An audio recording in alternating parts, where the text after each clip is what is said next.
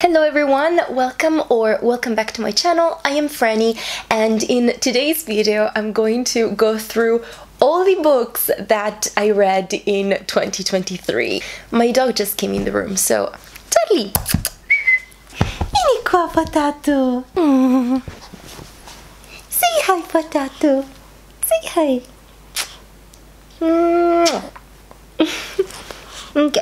I feel like Charlie wants to be here for this video, which is going to be interesting, to say the least. If you hear some weird noises, it's just him moving around and rolling on the bed and doing other doggy things.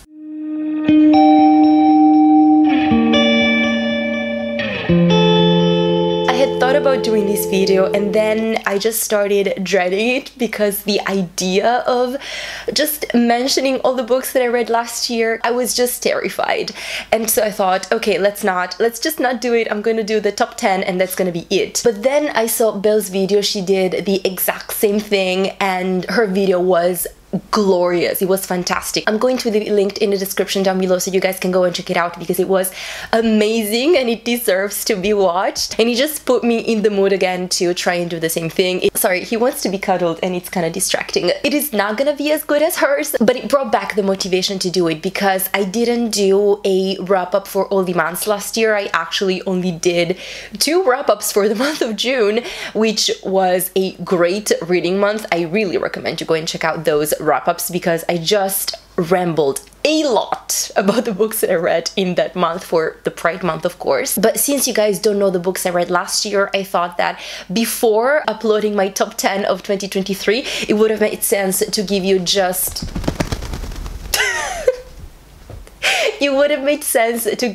an overview of all the books that I read. Also, for the books that I listened to, if I think that the audiobook experience really was a plus and I really enjoyed it, I'm going to tell you so that you know and you can consider listening to the audiobook as well. So, without further ado, let's dive in. Starting with the month of January, I read 9 Liars by Maureen Johnson. This is the 5th book in the Truly Devious series.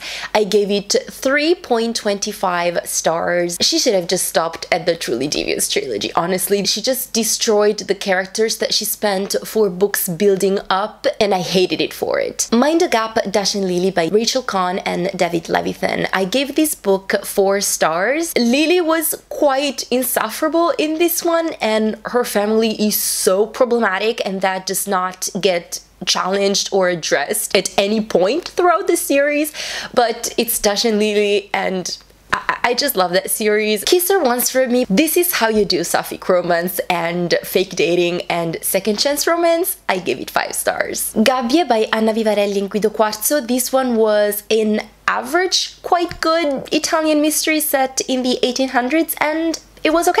3 stars. You Need to Chill by Jonah Dawson. This is a picture book and it is the existing proof that there is no such thing as they're just kids or they're too young when it comes to introducing children to gender identity and queerness and particularly transness. Now let's go to the month of February. In February I read Even Though I Knew the End by C.L. Polk. This is a queer novella that grabbed my heart out of my chest and stomped on it and then put it back, healed but scarred for life. I gave it 5 stars and I totally recommend the audiobook. My Sister the Serial Killer by Oyinkan Braithwaite. This is a thrilling novella that will have you question what's what until the very end, and it wonderfully portrays many different aspects of the Nigerian culture. I definitely recommend the audiobook because the voice narrator was Nigerian and you can tell because she speaks the language and has the right accent for the characters, and I give it 4 stars. Act Your Age, Eve Brown. This is the 3rd book in the Brown Sisters companion novel series and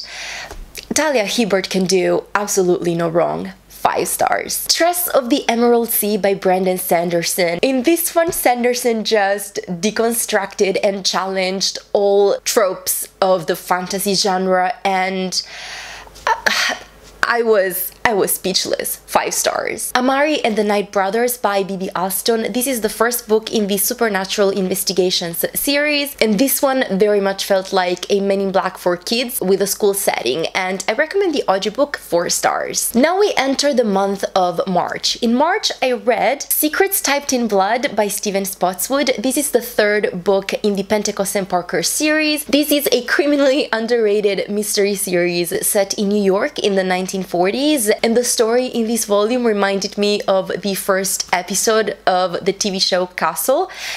If you know, you know. And I also recommend the audiobook of this one. 5 stars. A Marvelous Light by Freya Marsk. This is the first book in the Last Binding series. I will not be continuing on with this series, but this first volume was a very nice, very steamy historical fantasy romance with an Achillean love story, and recommend if you like the genre. To this one, I gave 4 stars. Amari and the Great Game by B.B. Alston. This is the 2nd book in the Supernatural Investigation series. Unfortunately, it was a pretty big disappointment for me. All believability went out the window, and I just couldn't care less. It was just ridiculous. I will not keep reading this series, and I gave it 2 stars. Women World by Aminder Shaliwal. I hope that's how you pronounce the author's name. This one was a bit of a disappointment, if I have to be honest. I thought that this graphic novel was gonna be much funnier. Also, for the life of me, I really do not get the obsession with Beyonce. There, I said it. 3 stars. And now we're in April. In the month of April, I read Big Swiss by Jen Began. It was weird as hell. I do not know why I enjoyed it, but somehow I did. 4 stars. And I do recommend the audiobook of this one if you're interested. The House Swap by Yvette Clarke. This is a middle grade book, and it is The Holiday meets Parent Trap. I liked it much more than I was expecting to. 5 stars. Recommend the audiobook of this one as well. Dear Sweet Bee by Julie Murphy. This is the first book that I read by Julie Murphy. This one in particular is a middle grade book. It was like taking a bite of an apple pie that just came out of the oven, and I gave it 5 stars, and I do recommend you listen to the audiobook of this one. Drew Leclerc Crashes the Case by Catherine Bury. This one is the 2nd book in the Drew Leclerc series, and it is a middle grade book with a very peculiar true crime obsessed kid who solves mysteries at her school, and it was so much fun, just as good as the first one. Truly enjoyed it, and I recommend the audiobook. 5 stars. And we're in May. In the month of May, I read Prayer for the Crown Shy by Becky Chambers. This is the 2nd novella installment in the Monk and Robot series, and I loved it so much. I am obsessed with Becky Chambers and the worlds and the characters that she creates. It better not be the end of this series. I need a 3rd book. She needs to do something about that. 5 stars. Murder Your Employer, The McMaster's Guide to Homicide by Rupert Holmes. I did not learn how to murder my employer, but this book was great nonetheless. I gave it 5 stars. Absolutely recommend the audiobook. The Last One to Fall by Gabriela Lepore. This is a YA book that was all over the place, and it belongs to the 2000s era. It should not have been published in 2023. I did not like it. 2 stars. Insignificant Events in the Life of a Cactus by Dusty Bowling. This is the first book in the Life of a Cactus contemporary series. It is a middle grade book about a girl who has no arms and goes to live with her family in a Far West themed park. And it's as weird and funny as, you know, the synopsis makes it sound, and I just enjoyed it. I give it 5 stars, loved the audiobook. Momentous Events in the Life of a Cactus. This is clearly the sequel, and I loved it just as much. It does such a great job with disability and diversity representation, and I really enjoyed it. 5 stars. We're finally in June. This is the only month for which I have wrap-ups up on my channel. I will leave them linked in the description down below because you guys should go and check those out to know more about these books, but let's just continue with this quick wrap-up recap of 2023. The Luis Ortega Survival Club by Sonora Reyes. A great queer YA book with a neurodivergent autistic main character that talks about the importance of consent, even and particularly in established relationships. It was incredible. Recommend the audiobook. 5 stars. The Miseducation of Cameron Post by Emily M. Danforth. I listened to the Italian audiobook of this one, so that's the audiobook that I can wholeheartedly recommend. I don't know about the English one, but this is a lesbian coming-of-age story. It's a classic, it's a canon for a reason. 5 stars. Finna by Nino Cipri. This is the first novella in the sci-fi series Littenverse. I picked it up for the premise because the setting was an IKEA-like store, but it didn't really do it for me. I found it too messy. 3 stars. Delilah Green Doesn't Care by Ashley Herring Blake. I do not care about this book. I do not care about this series. I really don't get why so many people love it. I gave it 2 stars. It was bad. The writing was bad. There's a very toxic, very manipulative relationship, and that is not addressed as it should have been, and I gave it 2 stars, and I was generous with those 2 stars. It gives sapphic romance a bad name, if you ask me. Nimona by Andy Stevenson. It was as fun as the cover would make you think, and much more traumatic and deeper than the cover would make you think, and I loved it so much. 5 stars. Dogs of Venice by Stephen Rowley. The story was okay, the voice narration was abysmal, and I went on a whole ramble in my wrap-up. If you're interested in pronunciation and linguistics, I recommend you go and check it out. Genderqueer by Maya Kobabe. I gave this one 4 stars. This is a graphic novel memoir that became as famous and known as it is because it was banned in many US states, and that's just unacceptable and not understandable in the slightest. I think it missed the chance to talk about some aspects of gender identity and particularly being non-binary, but it was still a great graphic memoir about gender identity, and again, should not be banned. This is what kids should read, but okay. The Feeling of Falling in Love by Mason Deaver. Fake dating plus wedding, that's my kryptonite. I loved it.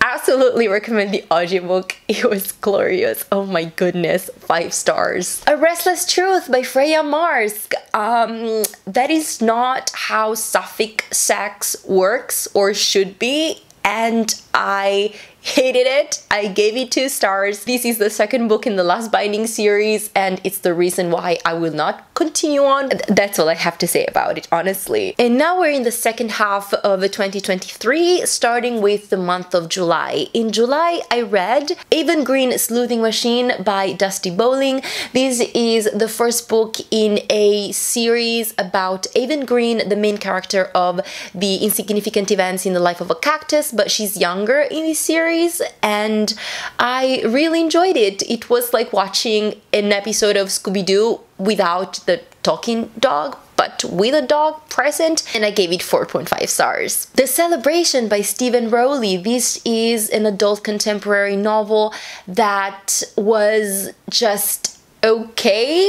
I gave it 3.5 stars, but just do yourself a favor and go listen to The Gun Cold by Stephen Rowley. Just As You Are by Camille Bellog. This is a sapphic romance / contemporary retelling of Pride and Prejudice set in New York. The main character of this one is a writer for a magazine that only employs queer people, and I really loved it. The retelling aspect worked. It offered and it featured different representations for lesbians and queer people in terms of how they present themselves, the clothes that they wear, how they perform their gender identity, and it was very interesting. 5 stars. Social Engagement by Avery Carpenter Fari. I gave this one 3.75 stars. It is a literary fiction about a millennial who is in love with a guy but marries another guy, and she is depressed and thinking about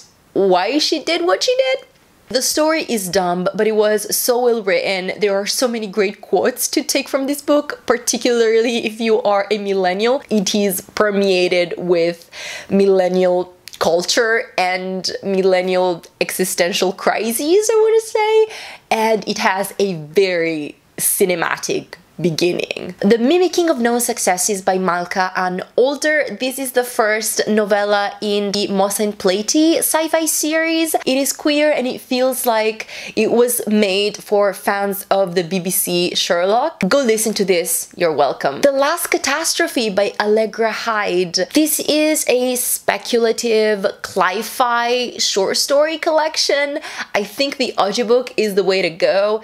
And how would I describe it? Amazon will end up controlling our lives and brainwash us, and before we realize what's happening, the world will be on fire and everyone and everything is going to die. 4 stars. Evan Green Baking Machine by Dusty Bowling. This is the second book in the Evan Green series, and I did not like it as much as the first one, but it was still a solid middle grade book and it was fun, and I gave it 3.5 stars. And we're in August. In the month of August, I read After We Gazed at the Starry Sky by Bisco Kida. This was a very sweet queer manga and it was cute and I liked it. I gave it 3.5 stars because I really did not need the bonus scene at the end. What was that? Why was it there? No thank you. Bury the Lead by Gaby Dunn. This is a graphic novel. I came for the queer noir and I stayed for the mystery, which was acceptable at best. 3 stars. Quest of Awakening. This is a queer YA fantasy that was supposed to be Eragon meets something else. There were no dragons, so why the Eragon meets something else? There were no dragons. And also it was a very insta-lovey romantasy that I just didn't get it. And the world building was so poor and so basic. I DNF'd. This was bad. Fake Dates and Mooncakes by Cher Lee. Oh my goodness, this book. Fake dating plus wedding plus food. It's not kryptonite. This one just killed me. I loved it so much. Thanks to this book, I tried mooncakes for the first time for the Mid-Autumn Festival of last year, and they were so good. And I loved this book, and oh my goodness, 5 stars. So good. I want a book about Megan now. She was one of the side characters. I loved her. She was giving me queer vibes as well. Among Thieves by MJ Kun. This is an underrated queer adult fantasy with a female main character that is actually a badass, and it's not described as ugly, but it's actually very pretty. She is not stereotypically pretty, and it is full of intrigue and politics, and I loved this one. 5 stars. Thick as Thieves by MJ Kun. This is the second and last book in the duology, and it was not as good as the first one. I thought it was a bit more disorganized, but I still enjoyed it very much, and I gave it 4 stars. And then at the end of the month of August, I reread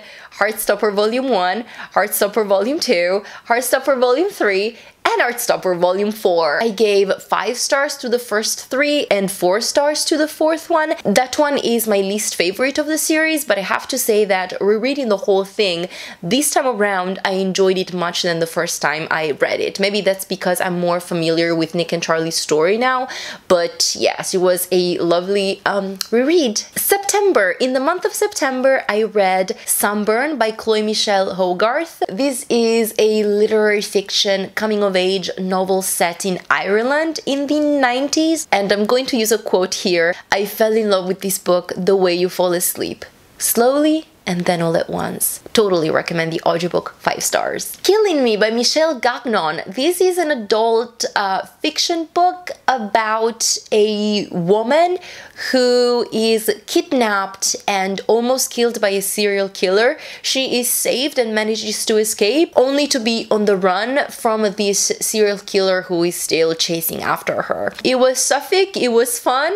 Recommend the audiobook. 4 stars. The Heartstopper Yearbook by Alice Oseman. I gave this one 3 stars because the content is stuff we've already seen. I don't think there was anything original to justify the existence of this book, and since the TV show had come out by the time this one was published, I think it could have featured also anecdotes or bonus material from the TV show, and it was not there, and it was a very big missed opportunity. Mooncakes by Suzanne Walker. This one, there were a few things that I wasn't quite happy or in agreement with, but it is a very sweet and cute queer YA graphic novel that features a deaf character, and I loved that representation in it. The month of October was a very graphic novel filled month. After watching for the first time and then rewatching a bunch of times the first and second season of the TV show adaptation of Heartstopper, I reread again Heartstopper Volume 1, 2, 3, and 4, and I confirm my ratings, and I love doing that. I don't have any excuses. I just did it. Donuts and Doom by Balaz Lorinsky. Sorry, I butchered that name. This is a quite short, witchy, sapphic graphic novel. It was lovely and perfect and so cute, and I gave it 5 stars. I am so here for the messy, clumsy queers. Glitch Volume 1 by Shima Shinya. This is a very weird, very queer manga, and it left me unsettled but interested. 3.5 stars. Mortal Follies by Alexis Hall. This is a queer historical fiction fantasy book. The author made a very interesting, very unique choice about the narrator of this story, but I couldn't care less about the characters. Like, I didn't give a shit, which made the book feel very long. But it was so well written. I have mixed feelings about it, but I gave it 3 stars. And the audiobook was good. Her Majesty's Royal Coven by Juno Dawson. This was a reread for me. It is an adult queer witchy novel, the first one in a series, and a huge fuck you to J.K. Rowling, and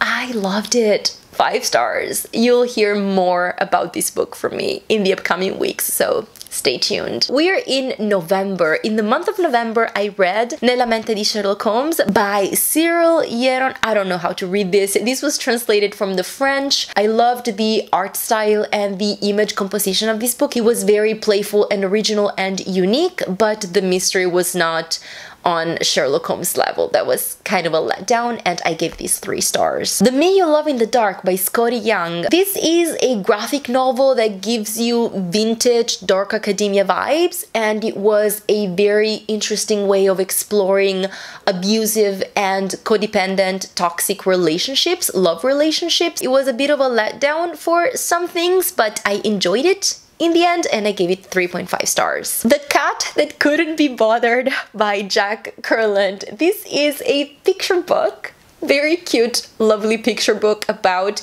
a cat who is depressed, and its friends are there for it, and I gave it 5 stars. It was so lovely and cute. The Other Ones by Fran Hart. This is a queer YA contemporary book set in a small UK town, and the characters reminded me so much of Heartstopper, and I really enjoyed it. 5 stars. The Faint of Heart by Carrie Lynn Wilson. A very interesting YA dystopian graphic novel. It was gorgeous, stunning. 5 stars. I Wish You All the Best by Mason Deaver. This was their debut, and it felt like it was their debut. I did not like it nowhere near as much as The Feeling of Falling in Love.